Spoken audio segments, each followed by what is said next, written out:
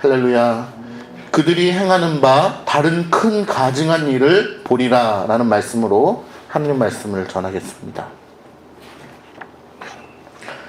에스겔 말씀을 계속해서 전하고 있는데요, 에스겔 선지자를 통하여 하나님께서 이스라엘 백성들이 계속해서 어떠한 가증한 일을 보이고 있는가에 대해서 이상을 통하여 또 환상을 통하여 보여주고 계시다는 것입니다.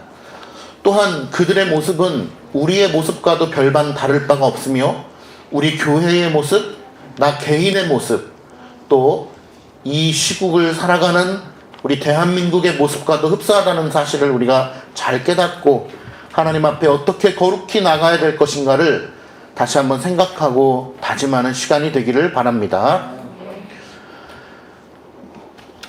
하나님께서는 에스겔 선지자에게 왜 이러한 이상을 보여주시며 이스라엘 백성들의 패역함을 환상을 통하여 보여주실까? 선지자는 어떠한 역할을 하는 사람입니까? 하나님께서 말씀을 주시면 그 말씀을 그대로 가서 하나님의 말씀을 전하는 자죠. 그러면 아마 제가 하나님이라면 에스겔아, 내 말을 들어라. 가서 이렇게 전하도록 하여라 라고 끝냈을지도 모르겠어요.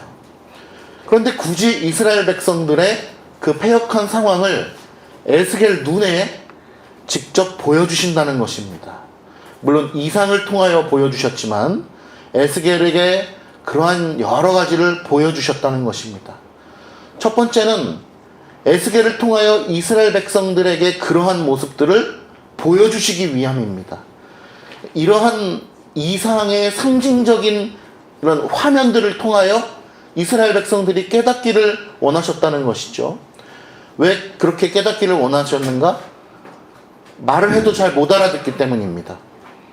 하나님께서는 예레미야 때부터 시작해서 오죽하면 예레미야 애가가 또 있잖아요. 슬피 울며 노래하는 에스겔까지 해서 선지자들을 통하여서 하나님은 끝없이 말씀해 주셨습니다.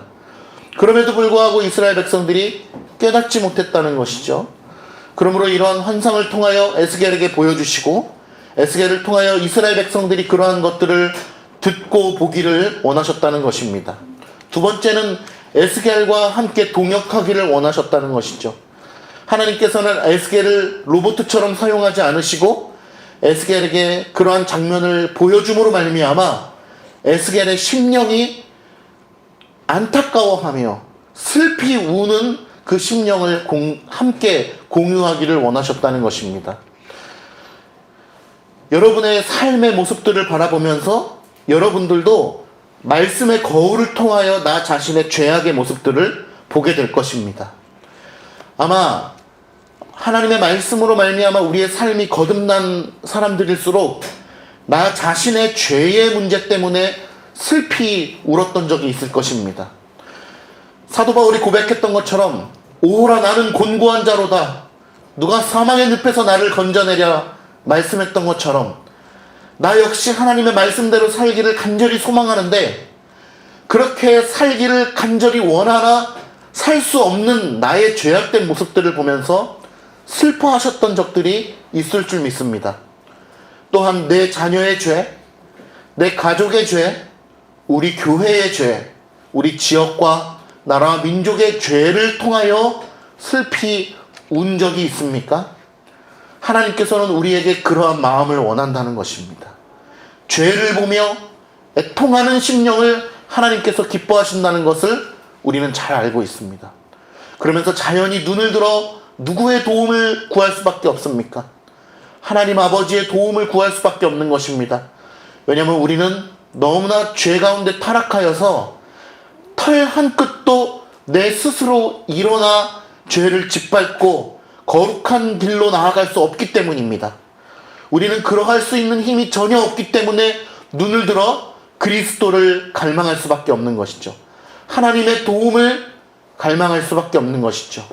눈을 들어 하나님의 도움을 구하는 그 심령이야말로 참 신자의 모습의 열매일 것입니다. 오늘 8장 첫 번째부터 우리가 나가는데 8장 1절에 보니까 이런 단어가 있죠. 여섯째 해, 여섯째 달, 초닷새에 이런 시간적 표현이 있는데 제가 말씀드리면 7장과 8장 사이에 어느 정도 텀이 있었다라는 얘기입니다. 한 약 1년 2개월 정도의 텀을 우리가 알 수 있는데요. 하나님께서 에스겔에게 오랜 시간 동안 말씀하지 않으셨다는 것입니다. 에스겔은요, 하나님 말씀해 주세요 라고 해야 말씀해 주는 것이 아니고 하나님께서 에스겔에게 임하셔서 그를 통하여 이상을 통하여 말씀해 주실 때만 들을 수 있고 볼 수 있는 것입니다. 아마 에스겔도 하나님께서 왜 이렇게 오랜 시간 동안 말씀해 주시지 않을까라는 궁금증이 있었을지도 모르겠습니다. 그러나 하나님에게 요구할 수는 없었던 것이죠. 이 시간적 관념을 볼 때 우리는 하나님께서 왜 짧다면 짧은 1년 동안, 길다면 긴 1년 동안 왜 침묵하셨을까라는 것을 생각해 볼 때에 단 하나의 결론에 이르게 됩니다. 이스라엘 백성들의 패역함이 너무나 황망하여서 하나님께서 내버려 두셨다. 하나님께서 말씀하지 않으셨다라는 것을 알게 됩니다. 왜냐하면 이스라엘 백성들의 패역함이 너무나 형용할 수 없을 만큼 더러웠기 때문입니다. 추잡했기 때문입니다. 참으로 눈뜨고 볼 수 없었기 때문입니다. 그리하여 오랜 시간 만에 하나님께서 이스라엘 백성들과 에스겔에게 말씀해주고 있는 것입니다. 그러므로 하나님께서 여러분들에게 말씀해 주고 계신 것을 기쁨과 감사함으로 여겨야 합니다. 하나님께서 설교자를 통하여, 당회를 통하여, 주변의 믿음의 형제들을 통하여, 말씀을 통하여 나에게 교훈해 주고 있다면 그것은 참으로 감사한 일입니다. 그러나 그 교훈이 떠난 상태라면 하나님께서 나에게 무엇을 말씀하시는지, 무엇을 교훈하시는지, 어떤 조언을 주고 계시는지에 대한 감각이 전혀 없는 상태라면 이스라엘 백성들처럼 전혀 듣지 못한 그러한 상태일 수 있기 때문에 우리의 신앙을 늘 점검해 봐야 됩니다. 그래서 여러분, 강단에서 말씀이 선포되는 것이고 당회를 통하여 권징이 실시되는 것이고 형제를 통한 사랑의 조언들이 교회 내에 있어야 되는 것입니다. 권징이 없는 교회는 교회의 본질을 잃어버린 교회라고 이야기합니다. 그러므로 이따 설교 말미에도 나오지만 권징을 기뻐하시기를 바랍니다. 아멘. 아멘. 권면과 징계를 기뻐하시고 감사로 받으시기를 바랍니다. 설교자를 통하여 하나님의 말씀이 선포되고 하나님의 교훈이 여러분들의 심령을 찌를 때 감사하시기를 바랍니다. 당회를 통하여 권면이 나갈 때, 징계가 나갈 때는 나를 살리시고자 하는 하나님의 사랑임을 깨달으시기를 간절히 소원합니다. 여호와의 권능이 이제 에스겔에게 나옵니다. 칼빈은 이러한 형상으로 하나님께서 이렇게 내려주실 때 뭔가 사람의 형상으로 하나님께서 계시하여 주실 때는 보통의 경우에는 천사로 보는 경우가 있습니다. 그러나 오늘 본문에서는 예수님으로 보는 경향이 있습니다. 우리가 구약 성경을 볼 때에도요, 늘 보면 삼위일체가 다 등장을 합니다. 성부, 성자, 성령이라는 단어는 언급되지 않을지라도 여러 가지 말씀의 정황을 볼 때 어떤 사역들은 성부께서 하시는 사역임이 우리가 알 수 있고 어떤 사역은 성자께서, 어떤 사역은 성령님께서 하시는 사역임을 우리가 잘 깨달을 수 있습니다. 우리는 삼위일체를 바라볼 때 두 가지를 생각해야 되는데 이 부분을 좀 언급을 드리고 나가겠습니다. 삼위일체를 생각할 때 두 가지를 생각합니다. 삼위일체 사역의 통일성과 고유성입니다. 통일성이라고 하는 것은 어떤 성부, 우리가 말씀을 들을 때에 하나님의 말씀을 깨닫게 해주시는 이의 영은 누구시죠? 보통 성령님이라고 부르잖아요. 성령님께서 하시는 일이 맞습니다. 그러면 성령님께서 하실 때 성부께서는 아무 일도 안 하고 가만히 계시나요? 오로지 성령님께서만 하시는 일일까요? 그렇게 이야기하지 않습니다. 성령님께서 주도적으로 그 사역을 하시지만 삼위 하나님께서 하시는 일임을 우리는 믿습니다. 그것을 우리는 삼위일체 사역의 통일성이라고 부르게 되는 것입니다. 삼위 하나님께서 하시는 일이죠. 그러나 성령 하나님께서 주도적으로 그 일을 하십니다. 그러면 그 일을 주도적으로 하시는 그러한 일들을 우리는 뭐라고 부르냐면 고유성이라고 부릅니다. 그런데 고유성으로 빠져들게 되면은 어떠한 일이 일어나게 되냐면 하나님은 그냥 세 분이셔 라고 끝나버려요. 성령님께서 지금 이 일을 하시는 거지 성부는 하늘에서 쉬고 계셔 라고 하는 극단적 신앙사상이 되는 것이죠.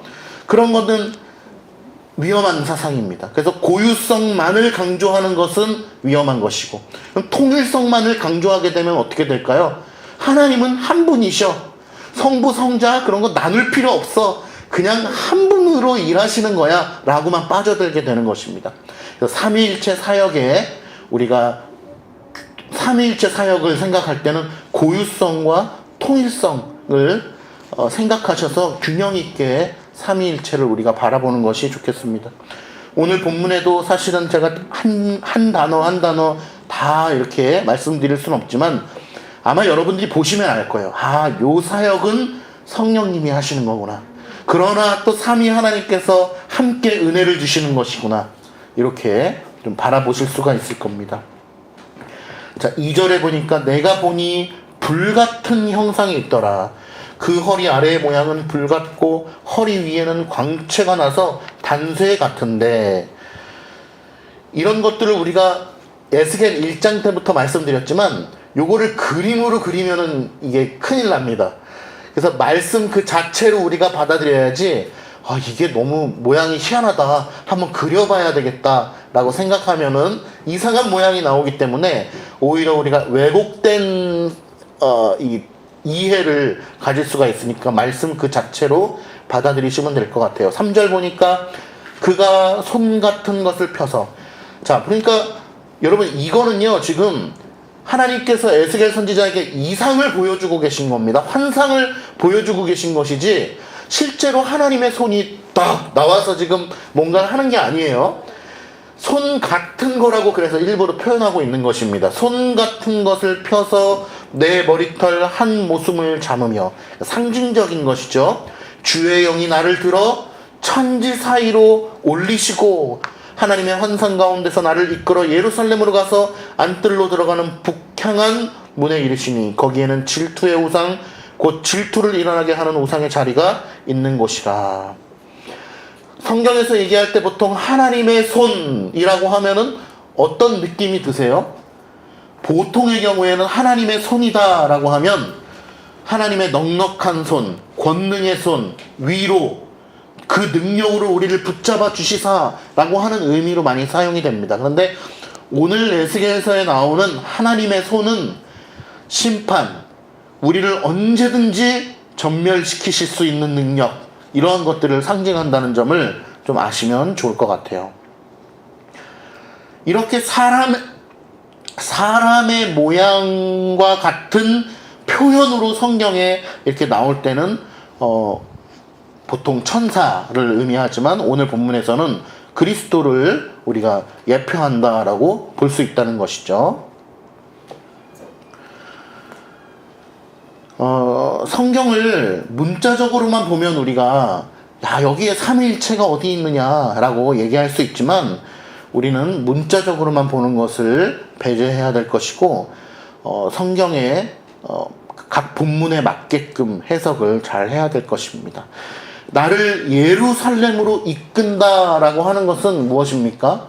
예루살렘이라고 하는 것은 굉장히 영적인 의미가 있잖아요. 하나님을 예배하는 곳이죠. 하나님의 임재가 있는 곳이죠. 가장 안전한 곳이죠. 가장 평안하고 가장 뭔가 영적인 곳을 상징하는 것입니다. 물론 이제 오늘 본문에서 예루살렘이라고 했을 때 예루살렘 도시를 얘기하는 것이냐, 뭐 성전을 얘기하는 것이냐 이렇게 뭐 따로따로 볼 수도 있지만은 어떤 거로 봐도 상관은 없습니다. 사실은 근데 성전으로 바라봐도 좋을 것 같아요. 예루살렘으로 이끈다는 것은 항상 하나님을 예배하는 곳이어야 된다라는 상징적인 의미가 있습니다. 근데 문이 보통 두 개가 있죠. 동쪽과 북쪽에 있는데 안뜰로 들어가는 북향한 문에 이르니까 뭐가 있다 그래요? 그렇죠. 질투의 우상, 곧 질투를 일어나게 하는 우상의 자리가 있다. 자, 그 우상의 이름을 하나님께서 오늘 뭐라고 붙여주셨냐면 질투의 우상이다 라고 얘기해요. 근데 왜 질투의 우상이라고 붙였을까요? 이스라엘 백성, 그러니까 예루살렘이라고 하는 상징적인 곳과 우리가 생각해 볼 수 있는데, 예루살렘은 누구를 예배하는 곳이에요? 하나님을 예배하는 곳이죠. 누구의 임재가 있는 곳이에요? 하나님의 임재가 있는 곳입니다. 누구의 영이 충만한 곳입니까? 하나님의 영이 충만한 곳인데 오히려 그곳에 뭐가 있다는 거예요? 우상이 있는 거예요. 근데 그 우상을 지금 이스라엘 백성들이 하나님을 섬긴다고 해야 하는 곳에서 우상을 섬기고 있다는 거죠. 하나님의, 물리적으로 보면 하나님의 뜰과 하나님의 공간과 우상이 동시에 겸하여 섬겨지고 있는 것입니다. 그러면은 사실은 누가 질투를 해야 돼요? 하나님이 질투하는 하나님이시잖아요. 하나님께서 검을 들어서 이 우상들을 다 타파하셔야 되는데, 하나님을 믿는 사람들이 정말 무기를 들고 우상을 다 깨부셔야 그게 정상인데, 오히려 우상이 하나님을 섬긴다고 하는 저 사람들을 보면서 질투하고 있다라는 거예요. 우상은 생명이 없잖아요. 생명이 없는 우상이 오히려 하나님의 공간, 하나님의 영적 임재의 공간인 예루살렘에서 내가 만약에 우상이에요? 내가 하나님과 동시에 섬김을 받고 있는 걸 보면서 질투한다라는 것입니다. 그래서 오늘 질투하는 우상이다, 질투를 유발하는 우상이다라고 하는 별명이 붙여져서 에스겔에게 소개가 되고 있는 것입니다. 무엇입니까? 주객이 전도된 것이죠. 코끼리 발이 하나씩 들어와서 점점 발 하나만 들어왔었는데 점점 코끼리가 내 집을 차지하고 내가 쫓겨나는 형국의 모습을 성경을 통하여서 말씀하고 있는 것입니다. 이스라엘 백성들이 그러했다. 하나님을 섬긴다고 얘기하면서 하나님을 섬긴다고 하지만 그 안에 우상들이 들어와 있는 것입니다. 왜 우상들이 들어와 있는지 잘 아시죠? 애굽에서 살았던 400년의 시간 동안 세상적인 문화들이 거기에 들어와 있는 겁니다. 이스라엘 백성들이 완전히 하나님은 갖다 버려, 우리는 종교를 바꿀 거야, 개종할 거야, 이게 아니라는 거 잘 아시잖아요. 우리는 더 이상 하나님을 믿지 않고 저 신을 섬길 거야 라고 한 게 아니고 여전히 하나님을 섬기고 있어요. 여전히 하나님을 섬기고 믿는다고 하면서 그 안에 세상적인 문화가 들어와 버린 것입니다. 근데 그 세상적인 문화가 문화로만 치부될 것이 아니라 사실은 우상숭배였다라는 점을 잘 깨달아야 되는 것이죠. 지금 이 시국에도 이 교회 가운데 얼마나 많은 우상들이 들어와 있는지 몰라요. 근데 우리는 우상인지 알지 못해요. 이 시대를 살아가면서 어쩔 수 없는 문화가 들어와 있는 거지 라고 생각한다는 것이죠. 대표적인 것들이 여러 가지가 있지만 그 중에 하나가 저는 갑자기 갑자기는 아니고 적어놨습니다만 생각나는 것이 그런 음악적인 문화예요. 음악적인 문화가 세상에서 즐거워하는 음악적인 어떤 멜로디와 비트, 악기적 요소들이 교회 안으로 들어왔다는 거예요. 미국에서부터 그런 것들이 출발했는데, 그래서 때로는 이게 교회에서 하는 노래인지 그냥 가요인지 전혀 분간이 안 돼요. 가사를 빼놓고 들으면 일단 분간이 안 가죠. 가사를 넣어놓고 봐도 분간이 안 되는 경우가 많이 있습니다. 그러한 세상적 문화가 교회 안으로 들어왔을 때 많은 교회 사람들이 많은 교회에서 그것은 그냥 문화일 뿐이야. 문화는 우리가 차용을 해야 돼 라고 생각하면서 안일하게 받아들였다는 것이죠. 물론 현대사회를 살아가면서 우리가 불가피하게 받아들여야 될 부분도 있습니다. 그런 것 중에 하나가 바로 이런 화면 아니겠어요? TV? 이런 게 없었단 말이죠, 원래 교회에. 그런데 이런 것들이 이제 보급화되면서 우리는 물론 이런 화면 자체를 죄악시 여기지 않습니다만 이렇게 문화가 들어오게 된 것이죠. 그러나 분별하여서 들어와야 된다는 점이에요. 그런 것들을 잘 분별할 수 있어야 되는데 이스라엘 백성들은 분별할 수 없었습니다. 왜냐?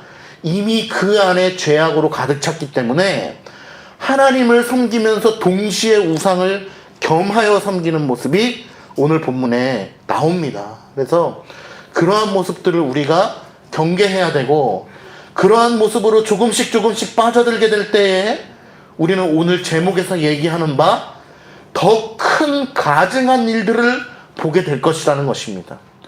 오늘 그들이 행하는 바 다른 큰 가증한 일들을 행하는 사람은 이스라엘 백성들이 아니라 사실은 이 땅의 사람들이요 우리라는 것을 잘 깨닫고 야 이스라엘 백성들처럼 저렇게 하지 말아야 되겠다라고 하는 강력한 다짐이 우리 안에 있기를 소망합니다. 타락의 단계를 보면요 처음에는 은밀하게 타락을 합니다. 그래서 우리 안에 죄가 있잖아요. 근데 죄가 처음에는 은밀해요. 그래서 누가 보지 않아요. 하나님은 아시겠지만 아무도 보지 않았으니까 마음에 안심이 됩니다. 근데 점점 그 은밀한 죄들이 점점 드러나게 됩니다. 근데 왜 은밀한 죄들이 드러나게 되냐 하면요 보통의 경우에는 죄의 보편성입니다. 나 혼자만 그러한 은밀한 죄를 짓고 있는 줄 알았는데 알고 보니까 옆에 집사님도 다 그런 거예요. 알고 보니까 교인들 다 그런 거예요. 그것이 점점점 수면 위로 올라오게 되는 것이죠. 이게 누구 얘기냐면요 제 얘기가 아니고 오늘 본문에 그 얘기를 하고 있는 것입니다. 보세요. 12절에 보세요. 또 내게 이르시되 인자야 에스겔 부르시는 거죠. 이스라엘 족속의 장로들이 자 백성들이 그러한 은밀한 죄를 짓고 있었는데 장로들도 각각 그 우상의 방 안 자기 방 안에 어두운 곳에서 그러한 우상 숭배를 하고 있었다는 거예요. 근데 장로들이 어떻게 합리화를 하고 있었냐면요 하나님께서 12절의 하반절 보세요. 하나님께서 우리를 보지 않으시고 여호와께서 이 땅을 버리셨다 라고 합리화를 하면서 자기네 집에서 은밀하게 우상을 섬기고 있는 것입니다. 장로가 누굽니까? 엘더잖아요. 이스라엘 백성들의 영적인 어떤 조언을 해주고 지도를 해줘야 되는 장로들이잖아요.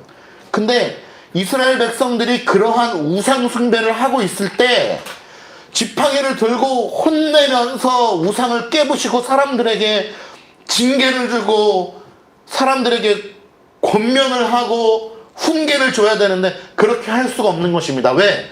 사실은 자기 집에도 다 우상이 있거든요. 그러니까 장로들이 과감하게 성도들을 훈계할 수가 없는 것입니다. 이미 다 은밀하게 자기들도 죄를 짓고 있기 때문에 그것이 눈에 보이지도 않을 뿐만 아니라 죄로 여겨지지도 않고 죄로 여겨진다 하더라도 훈계할 수 없는 그런 상황을 오늘 본문에서 얘기하고 있는 것입니다. 그러니까 은밀한 죄가 점점 드러나게 되는데 왜냐? 징계가 없고 훈계가 없고 그리고 점점 죄가 보편화되어서 아무렇지도 않게 되는 것이죠. 이 한국 교회에도 그러한 문화들이 얼마나 많이 있습니까? 이것은 제가 율법을 이야기하는 것이 아닙니다. 문화를 이야기하는 것이죠. 그러니까 예전에는 한국 교회에서 금기시 되었던 것들이 지금은 자유로워진 것들이 많잖아요. 물론 율법이 아니기 때문에 자유로워질 수 있는 부분들이 많이 있습니다. 그러나 보편적이게 되었다는 거죠. 예를 들면 우리가 좀 시험에 들 수 있으니까 예를 들지 말고 예전에는 교회 안에서 절대 행할 수 없었던 일들이 요즘에는 보편화된 것들이 많단 말이죠. 뭐죠? 문화라는 이름으로, 시대적 흐름이라는 이유만으로 그런 것이죠. 예전에는 우리가 하나님 앞에 죄로 여겨졌던 것들이 지금 수십 년이 지난 지금은 죄로 여겨지지 않는 것입니다. 말씀은 동일한데. 우리 어른들이 예전에 헌금을 하기 위해서, 옛날에는 여러분 그거 아시죠? 수표로 헌금하는 일이 없었죠. 왜냐면 수표라는 개념 자체가 굉장히 생소한 일이었기 때문에 이 수표를 보면서 이건 돈이 아닌 거예요. 이건 보증 수표니까. 그런데 수표로 헌금하는 일이 어느 순간에 일어나게 됐어요. 10만 원 딱 보증 수표 해가지고 이 헌금을 하는 일이 일어났는데, 처음에는 많은 사람들이 굉장히 놀랐어요. 어떻게 돈이 아닌 걸로 헌금을 할 수가 있느냐, 그런 일들이 있었죠. 근데 지금은 그것이 보편화되었죠. 그리고 우리 어른들이 헌금할 때 꼬깃꼬깃한 돈을 어떻게 해서 헌금했습니까? 정말 일주일 동안, 저만 해도 그랬던 것 같아요. 다림질까지는 사실 안 해봤지만 할머니들은 그걸 다림질을 해가지고 정말 하나님 앞에 드리는 거라고 귀하게 돈을 펴서 봉투에다가 드렸던 그런 정성이 있잖아요. 여러분, 그것은 율법이 아니죠. 그러나 그 마음은 어떻습니까? 하나님께서 기뻐 받으시지 않겠어요? 물론 요즘에는 그런 일이 잘 없습니다. 왜냐하면 새 돈을 잘 바꿔주니까. 새 돈이 많기 때문에. 근데 옛날에는 할머니들이 그러한 정신을 가지고 돈을 다려서 하나님 앞에 좀 더 깨끗한 것을, 주일날 입는 옷이 별도로 있었죠. 가장 깨끗하고 정성스러운 옷을 하나님 앞에 입고 가야 된다는 것. 그것이 율법입니까? 율법 아니죠. 근데 그 마음은 어때요? 하나님께서 합당하게 기쁘게 받으실 만한 마음이 아니겠습니까? 저도 어려서부터 1,000원짜리 같은 헌금을 성경책에다가 일주일 내내 꼽아놨던 그런 기억이 납니다. 조금 꼽아놓고 이렇게 오랫동안 있으면 좀 잘 펴지니까. 그것이 율법은 아니죠. 가증스러운 일은 아닙니다. 하나님께서 그 마음을 기뻐 받으실 줄 믿습니다. 제가 말씀드리고자 하는 것은 율법을 지키자라고 하는 것이 아니고, 그 중심을 보시는 그 하나님의 그 마음, 여러분들의 마음을 잘 지켜가야 된다는 거예요. 초심을 잃지 말자는 것입니다. 세상은 너무나 급격해요. 핸드폰을 사는 순간에 신제품이 나와요. 신제품이 나왔다 그래서 신제품을 사는데 신제품이 나오는 형국입니다. 지금 아이오닉 5의 열풍 아세요, 여러분? 현대에서 나온 전기차 아이오닉 5의 열풍이 지금 대단합니다. 이제 우리나라에서 최고로 많이 팔리는 차가 뭔지 아세요? 그랜저입니다. 그랜저. 서민차예요. 그래서 그랜저가 최고로 많이 팔리는 차니까, 모든 대중들에게.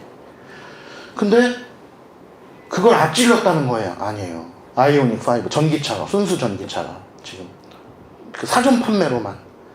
근데 아이오닉 5가 지금 찾아보기도 힘들어요. 길거리에서. 이제 나왔기 때문에. 근데 벌써 아이오닉 6 디자인이 나왔어요. 벌써.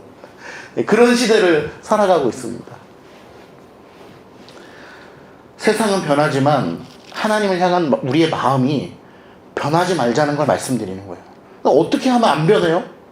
말씀에 근거한 신앙이어야지 안 변한다는 것입니다. 우리의 생각과 문화와 환경은 너무나 급격하게 변하기 때문에 우리의 신앙의 뿌리를 말씀에 두지 않으면 우리는 하루하루마다 달라진다는 것입니다. 그러한 것들을 잘 염두하고 우리가 죄로부터 잘 탈피할 수 있기를 간절히 소망합니다. 교회는요, 바로 우리가 타락하면 교회가 타락하는 것입니다. 왜냐하면 바로 우리가 교회이기 때문에 그렇습니다. 교회를 거룩하게 만드는 힘은 무엇입니까? 목사님의 설교가 탁월하면 교회가 거룩해지나요? 그렇지 않죠. 교회를 거룩하게 만드는 원천은 바로 여러분이에요. 왜냐하면 여러분이 교회이기 때문에 그래요. 우리가 교회니까 사랑가득교회가 좋은 교회야. 그러면 여러분이 좋은 성도기 때문에 좋은 교회예요. 사랑가득교회가 나쁜 교회야. 그러면 목사님 설교가 안 좋아서가 아니고 설교는 설교 가지고 그런 경우가 없어요. 여러분이 좋은 성도면 사랑가득교회는 좋은 교회고 여러분이 안 좋은 성도면 사랑가득교회가 안 좋은 교회가 되는 것입니다. 그걸 우리가 명심해야 돼요. 우리가 교회예요. 많은 사람들이 교회의 환경을 보고 어떤 외적인 모습을 보고 오는 경우도 있습니다. 그리고 담임 목사를 보고 오는 것을 거부하지 않아요. 우리는 부정하지 않습니다.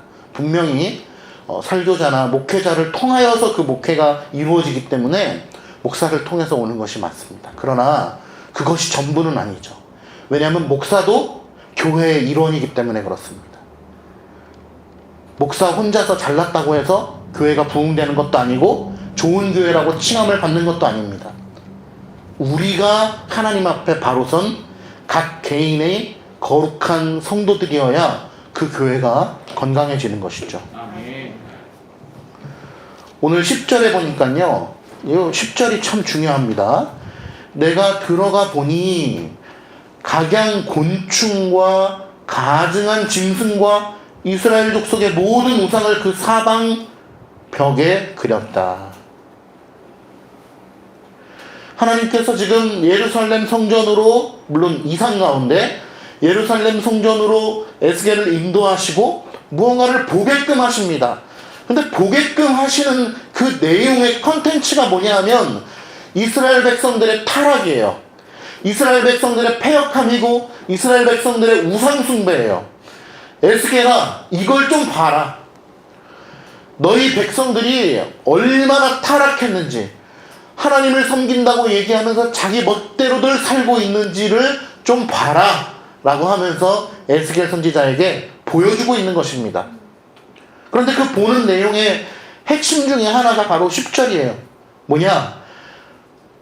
모든 우상을 그 사방 벽에다가 그려놨다는 것입니다. 무슨 말이냐면 무슨 모양을 그려놨대요? 10절에 보니까 각양 곤충. 곤충 하나만 들어보세요. 호진아, 우리 곤충에 뭐가 있어요? 호진아, 곤충 박사 아니야 호준이? 뭐 있지? 메뚜기 곤충 맞아요? 맞아요? 그러면 또 거미도 곤충이에요? 아니야? 그럼 뭐야? 몰라. 아무튼 메뚜기, 곤충. 이 벽에다가 메뚜기 그림을 그려놓고 거기다가 절을 하고 있는 거예요. 곤충 보세요. 각양곤충. 곤충의 그림을 한두 가지가 아니고 다 여기다 그려놓고 그 곤충을 섬기고 있다는 거예요. 여러분, 이게 얼마나 아이러니합니까? 하나님을 섬기는 백성들이 하나님을 섬겨야 하는 예루살렘 성뜰 안에, 그 성전 안에, 오늘 제가 몇 절인지 지금 잘 안 보이는데 그 본문 안에 뭐가 있냐면 하나님 앞에 제사를 드리는 그 제단의 뜰이라고 그래요. 제단 안에 그 곤충들이 그려져 있다는 거예요. 그런데 그 곤충을 누군가는 이렇게 얘기할 수도 있죠. 아니 목사님, 그냥 그려놓은 건데요. 그냥 그림이에요. 우리 사랑가족교회도 저기 예쁜 저기 꽃 그림도 있고 있잖아요. 그냥 그림이에요 라고 변명할 수 없게 오늘 에스겔이 뭐라고 얘기합니까? 이스라엘 족속의 10절에 보니까 모든 우상을 그 사방벽에다 걸어놨다는 거예요. 우상이라고 하는 것은 무엇입니까? 그것을 섬기고 절하고 그걸 기복하고 자신들의 복을 빌고 의지하는 것입니다. 그게 우상이잖아요. 하나님을 섬긴다고 하는 그 공간, 영적인 임재의 그 공간 안에서 각양 곤충들을 그려놓고, 너무나 대비되지 않아요? 곤충은 무엇입니까? 이 땅 가운데, 벌레들 가운데 그냥 밟으면 끝나는 가장 연약한 생명체잖아요. 하나님은 어떤 분이십니까? 영원히 무한하시고 영원히 영광스러운 분이시잖아요. 그 무한히 영광스러운 하나님을 섬기는 백성들이 가장 낮고 낮은 그냥 밟으면 끝나는 그런 곤충을 거기다 그려놓고서 섬기고 있다는 거예요. 절하고 있다는 거예요. 누구와 함께? 하나님과 함께. 그래가지고 그 우상들의 별명을 오늘 에스겔에게 하나님께서 뭐라고 말씀하십니까? 메뚜기가 질투한다는 거예요. 아유, 왜 나만 섬겨야지 하나님하고 나를 같이 섬겨? 질투하는 거예요. 이것이 오늘 이스라엘 백성들의 우상 숭배의 현장이라는 것입니다. 왜? 애굽에서 종살이 했을 때에 그들 가운데 침투했던 그 문화가 그들 안에 완전히 세팅되었기 때문에, 완전히 세팅돼가지고 그것이 우상 숭배인 줄을 몰라요. 은밀하게 행했던 그 죄들이 보편적으로 되어가지고 장로들도 그것이 눈에 보이지 않고 죄로 여겨지지도 않고 징계하지도 않는 것입니다.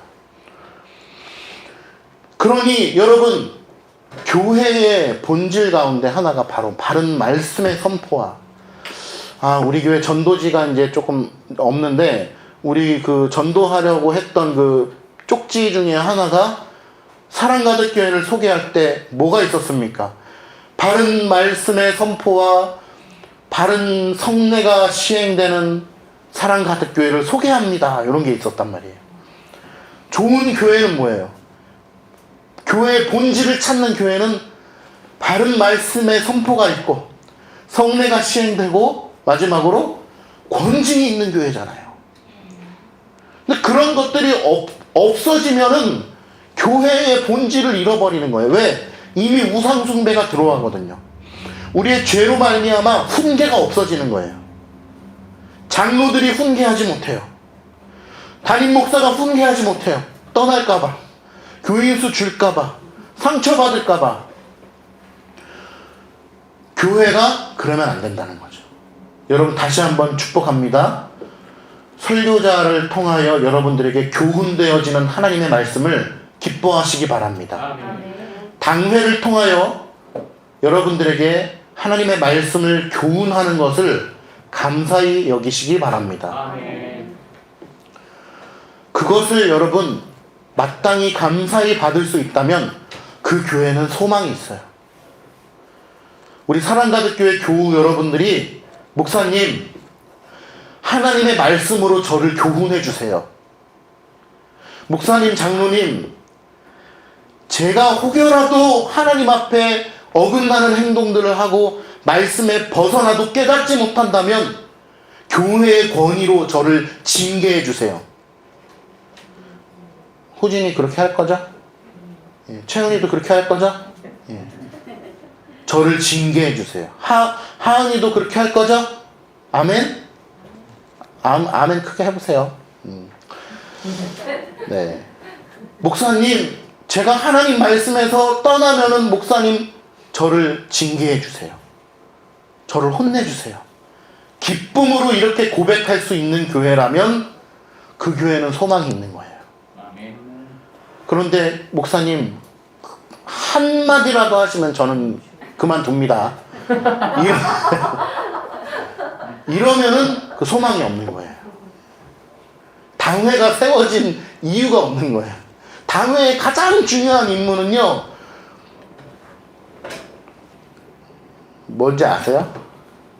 7위예요, 7위. 장로님이 하셔야 되는 가장 중요한 임무는 청소도 아니고, 여기 우리 테이블 까는 것도 아니고, 그것도 물론 다 하시면 너무 기쁨으로 하시면 너무 감사한 거지만, 그거보다 비할 수 없을 만큼 중요한 것은 7위권이 당해에 있다는 거예요. 그것을 여러분들이 염두에 주셔야 돼요.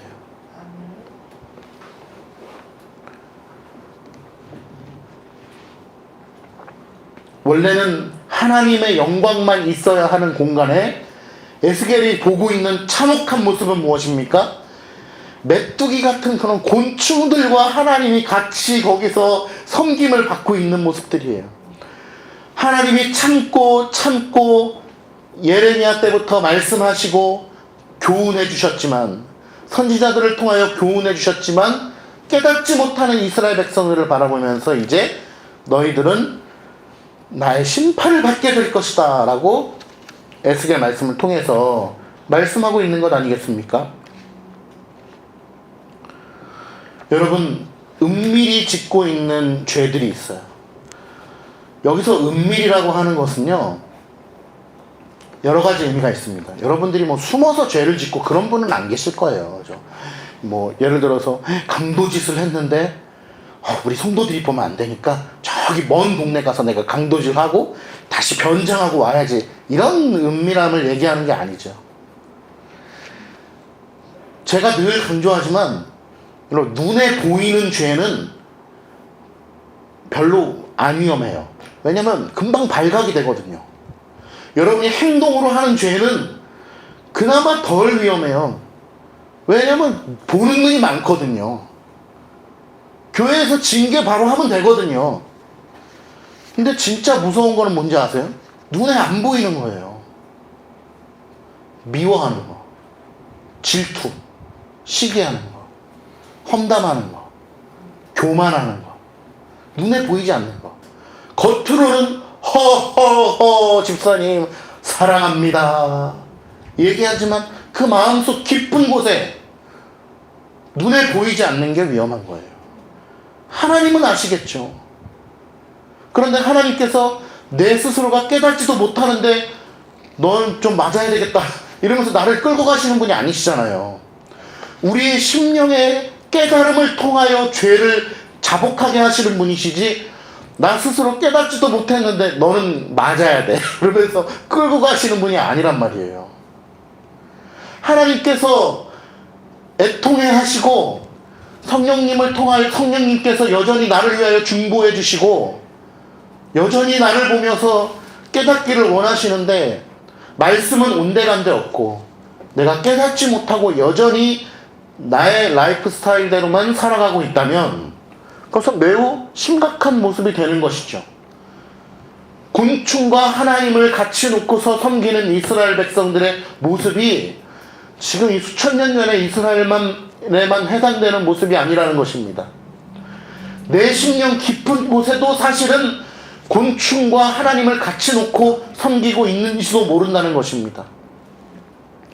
그러한 가증한 일이 우리의 심령 깊은 곳에서 꿈틀거리고 있는지도 모른다는 것이죠.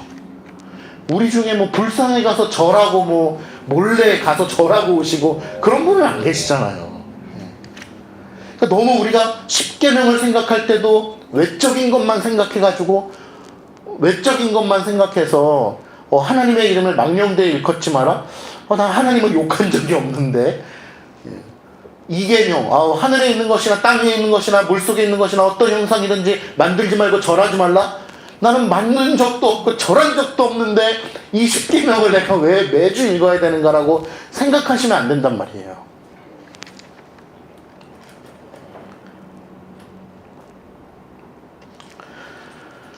우리는 때로는 살아있는 것 자체가 하나님의 은혜라고 고백하지만, 제가 지난주에 드렸던 말씀 기억나세요? 위와 위액, 위액이 위로도 못 가게 만들고 아래로도 못 가게 만드는 그 하나님의 놀라우신 신비를 기억할 때마다 우리가 어때요? 우리에게 생명을 불어넣어 주셔서 생명 자체를 있게 하신 하나님의 은혜를 기억하잖아요. 내가 살아있는 것 자체가 하나님의 은혜잖아요. 그런데 때로는 어떻습니까? 나에게 조금만 고난이 오면은 하나님 왜 나에게 이런 고난을 주셔가지고 나를 이렇게 힘들게 만듭니까? 라고 하는 게 우리의 모습이잖아요. 이스라엘 백성들과 똑같잖아요. 그들을 애굽에서 탈출시켜 주시고 그들을 소망의 땅 가나안 땅으로 인도해 주시는데도 불구하고 우리를 구해내 주신 은혜는 기억하지 못하고 자그마한 고난에 불평하며 뭐라고 얘기합니까? 차라리 우리가 애굽에 있었더라면 이라고 불평하잖아요. 그것이 얼마나 철이 없는 거예요. 우리 자녀들 다 기르지만 아이들 기를 때 얼마나 부모님들이 헌신하고 정말 말로 다 할 수 없는 진을 빼서 헌신하잖아요. 그런데 아이들이 조금만 자랐을 때 사춘기가 오면은 우리 아이들은 절대 그런 말 안 하죠. 여기서 또 하면 안 되겠다. 아이들이 들으니까. 예, 또 배울 수가 있으니까, 나쁜 것도. 예, 오히려 아이들이 왜 나를 그러면 뭐, 에? 이렇게 얘기하잖아. 예, 사춘기 되면은. 낳아주고 길러주고 지들 빼서 길러줬는데 왜 나를, 엄마. 그래서, 이렇게 얘기하잖아요. 그것이 이스라엘 백성들의 모습이잖아요. 애굽으로부터 탈출시켜줬는데 하나님 차라리 내가 그냥 애굽에서 종노릇 했으면 나았겠다라고 얘기하는 것과 동일하잖아요. 우리를 지금 살려주시는 것만 해도 우리는 감사해야 되는데, 여러분, 저는 우리 아침에 우리 장로님과 강도사님과 우리 같이 이렇게 기도할 때도, 오늘도 하나님 일주일 동안 저희를 살려주셔서 이 자리에 나오게 해주심을 정말 감사드립니다 고백했는데, 살려주신 것만 해도 엄청난 은혜인데 조금만 고난이 주면은 우리는 뭐라 그래요? 하나님 정말 나쁘다. 왜 나에게 이런 고난을? 그러니 평소에 우리가 하나님의 작정과 섭리의 이 오묘한 신비를 가슴으로 깊게 우리가 누리지 못하면 자그마한 고난에 또 그게 나오는 거예요. 하나님 나를 왜 만들어가지고 차라리 이렇게 되는 겁니까?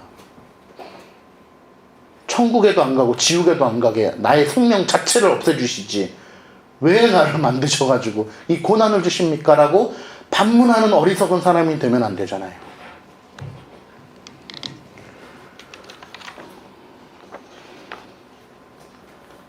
하나님은 스스로 영광스러운 분이시죠. 우리가 그분 앞에 영광을 올려드린다고 해서 영광스럽고, 우리가 예배를 안 드리면 그분이 영광스럽지 않으신 분이 아니시죠. 그분은 스스로 무한히 영광스러우시고 스스로 영광 받으시는 분이세요. 우리가 예배를 안 드려도 그분은 무한히 영광스러운 분이시라는 것이죠. 그럼에도 불구하고 우리를 창조해 주시고, 창조해 주실 뿐만 아니라 우리를 자녀 삼아 주시고 우리와 동역하기를 원하신다는 것은, 이거는 정말 무한히 놀라운 일입니다. 삼위 거룩하신 하나님께서 그 영광 가운데 우리를 참회케 해주신다는 거예요. 그 영원히 영광스러운 삼위 거룩하신 하나님께서 우리를 그냥 창조해 주신 것만 해도 그건 감사한 건데, 우리에게 생명을 불어넣어 주신 것만 해도 이건 무한 감사인데, 그것뿐만 아니라 우리를 자녀 삼아 주시고 아버지라 부를 수 있는 권한을 주셨어요. 호칭뿐만 아니라 실제적인 권한을 주시고 실제적인 그 효과를 주셨어요. 실제로 아버지와 아들의 관계를 맺어주신 것입니다. 그것뿐만 아니라 삼위 하나님의 거룩하신 그 영광에 우리를 참여케 해주셔요. 그렇기 때문에 기도라고 하는 것은요, 대단한 것입니다. 우리가 하나님 앞에 기도하는 것은 주님 한 푼만 주십시오 이게 아니에요. 그분의 영광에 참여하는 거예요. 하나님의 그 사역에 우리가 동참함으로써 하나님의 무한하신 영광을 배울 수 있는 통로가 되는 것입니다.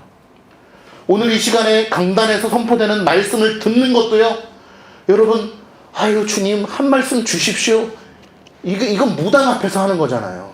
전 보러 가서 하나 말씀해 주십시오. 그런 차원이 아니에요. 하나님의 무한하신 영광의 말씀이라고 하는 이 신비로운 이것을 통해서 우리가 그 영광에 참여하는 것입니다. 로봇적으로 기계적으로 하나님이 말씀 딱 내려주면 우리가 말씀대로 살아야 되느니라 그러면서 나가서 사는 것이 아니고, 그 영광의 사역에 우리가 참여하는 것입니다. 주님께서 기뻐 받으시고 우리의 예배를, 우리가 아니어도 스스로 무한히 영광스러운 하나님께서 우리의 예배를 기뻐 받으신다는 것도 같은 개념이죠.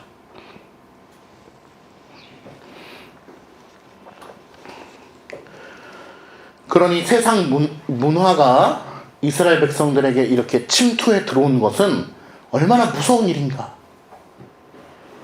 우리가 결혼 학교 준비하고 있는데 세상 문화 중에 하나가 그런 게 있죠. 이게 또 교회에 침투해 들어왔는데 오늘 언급을 드리려고 해요. 뭐냐 하면 결혼학교를 준비하면서 결혼학교도 홍보하면서 그죠? 좋죠? 홍보도 하면서 이렇게 말씀을 드리려고 합니다. 세상의 문화는 어때요? 젊은이들을 바라보면서 한 번도 안 사귀어봤어? 아유 어떻게 그럴 수가 있어? 바보 아니야? 라고 하는 문화가 이미 세상에 깔려있죠. 근데 하나님은 절대로 하나님의 자녀들이 연애 경험이 열 몇 번씩 되는 걸 원하지 않으세요. 연애 경험이 많아서 나는 여자는 딱 보면 알아, 남자는 딱 보면 알아 라고 하는 경험치를 원하시는 분이 아니라는 거예요. 근데 이미 세상의 문화는 결혼 전에 안 사귀어봤어? 문제 있는 거 아니야? 라고 하는 시각으로 바라본다는 거예요. 그것은 비성경적인 문화입니다. 물론 남녀 간의 교제의 경험이 많을 수도 있어요. 많은 것 자체가 죄는 아닙니다. 그러나 우리는 그것을 장려하지 않아요. 그것이 잘한 거라고 칭찬하지 않습니다. 상황에 따라서 여러 번이 경험이 있을 수도 있고 아예 없을 수도 있어요. 오히려 없는 것이 깨끗하고 하나님 앞에 정직하지 않겠어요? 내가 피앙세를 만났는데 여보, 당신을 만나기 전에 나는 경험이 많소. 나는 연애도 10번 하고 나는 심지어 잠자리도 여러 번 가져봤소. 라고 하는 것이 자랑스럽나요? 세상에서는 그것을 자랑스럽다 여기더라고요. 그러나 하나님 앞에 그것은 오히려 부끄러운 일입니다. 부끄러운 일까지는 아니지만은 그것을 자랑할 수 없다는 거예요. 그러한 세상적 문화. 또 하나 들어볼까요? 음악적인 문화를 아까 잠깐 언급을 드렸죠. 또 십자가도 또 제가 언급을 합니다. 교회 내의 십자가도. 세상적인 기준이죠. 우리는 그것을 부정하는 사람들이 많아요. 아유, 십자가가 걸려 있어도 우리가 그 십자가를 섬기지 않잖아요. 십자가를 미신으로 여기지 않잖아요, 목사님. 그냥 상징적인 것뿐이죠. 그러나 우리는 역사를 통해 배우지 않았습니까? 중세 천년의 역사를 통해서 그것이 어떻게 미신화되어 갔다라는 것을 알지 않습니까? 지금 한국교회 수십 년의 시간만 봐도 그걸 충분히 볼 수가 있어요. 작은 교회는요, 십자가를 크게 걸 수가 없어요. 걸어봤자 얼만큼 겁니까? 이 정도죠. 근데 교회가 대형 교회가 될수록 여전히 이렇게 자그맣게 걸어 놓을까요? 아니죠. 엄청나게 크게 겁니다. 엄청나게 크게 걸면은 그게 특수 제작이 들어가요. 특수 제작이 걸어서 여기 벽에다가 엄청나게 크게 걸어 놓습니다. 혹은 세워 놓습니다. 근데 사람의 죄성은요, 그 십자가가 어마어마하게 크잖아요. 압도를 당해요. 그리고 거기서 은혜를 받습니다. 그 십자가 앞에서 무릎 꿇고 기도해요. 그리고 말씀을 통해서, 성찬을 통해서 우리가 은혜를 받아야 되는데 그 십자가를 보면서 은혜를 받아요. 그것이 인간의 죄성이에요. 그것이 중세에서는 어떤 모습으로 있습니까? 십자가 위에 허전해. 모양이 막 생겨나는 거예요. 십자가 위에 예수님도 달리는 겁니다.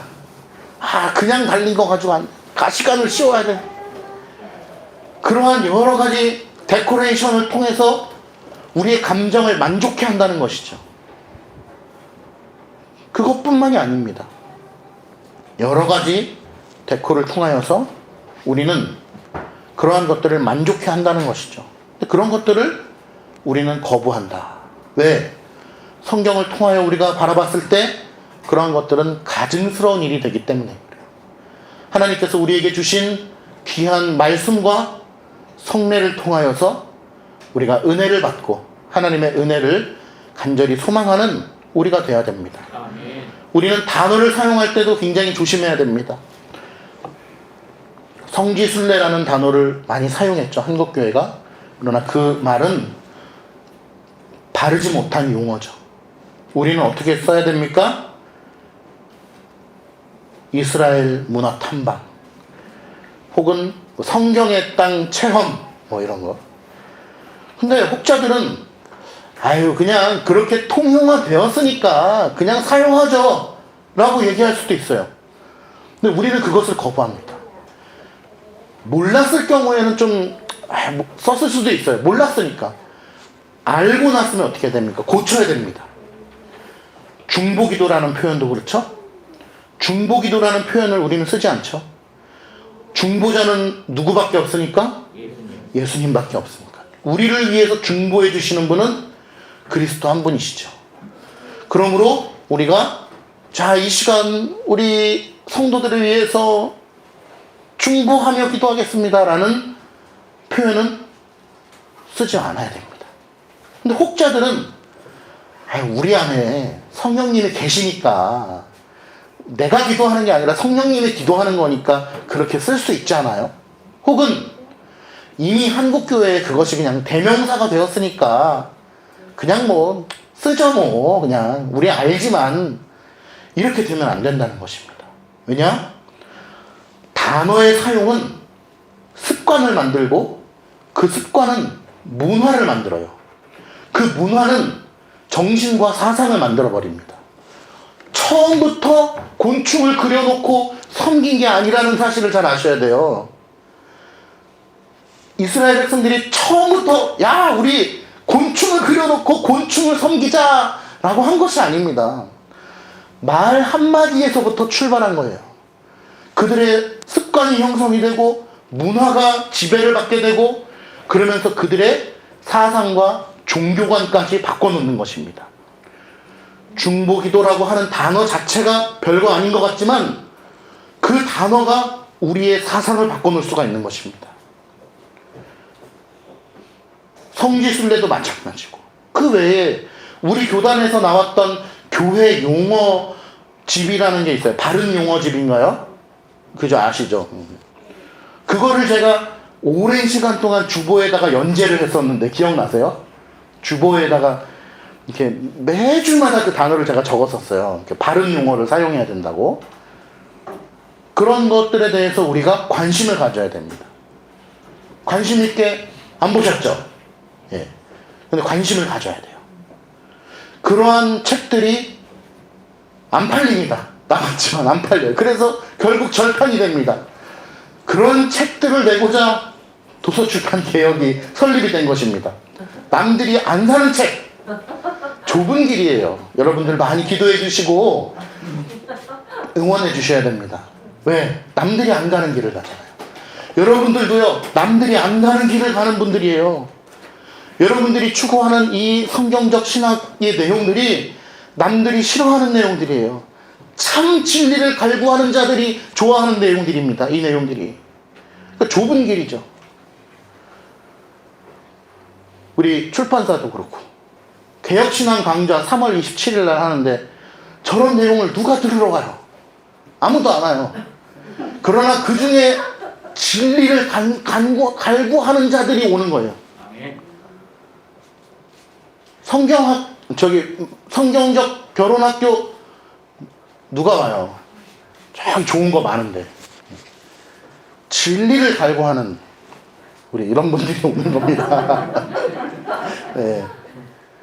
우리 성도님 기독교 학교 이제 설립하여서 운영하고 계시지만 남들이 안 가는 학교입니다. 이 학교도 좁은 길이에요. 왜냐면 말씀으로 바른 세계관으로 하려고 하니까 일반적인 사람들이 오는 데가 아니에요. 그러나 참 진리를 갈구하고 그 귀한 길을 가고자 하는 우리 성도님들은 다 그런 분들만 모인 것 같아요. 말씀의 결론을 맺으려고 합니다.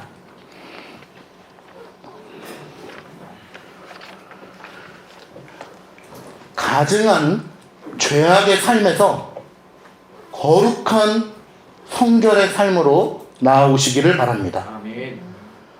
목사님, 저는 가증한 죄악의 삶을 살지 않는데요? 라고 얘기하면 아주 심각해지는 것입니다. 왜냐하면 우리 안에 다 그러한 삶이 있기 때문에 그래요. 한 사람도 예외가 아니에요. 저는 어디 가서 강도짓을 하고 오지 않았는데요? 곤충을 그려놓고 섬긴 적이 없는데요? 라고 얘기하실 필요 없어요. 우리 안에 그러한 것들이 다 있다는 것입니다. 그렇기 때문에 오늘 본문 말씀을 통해서 하나님께서 우리에게 말씀하시고자 하는 거예요. 가증한 죄악의 삶에서 거룩한 성실의 삶으로 나아와라.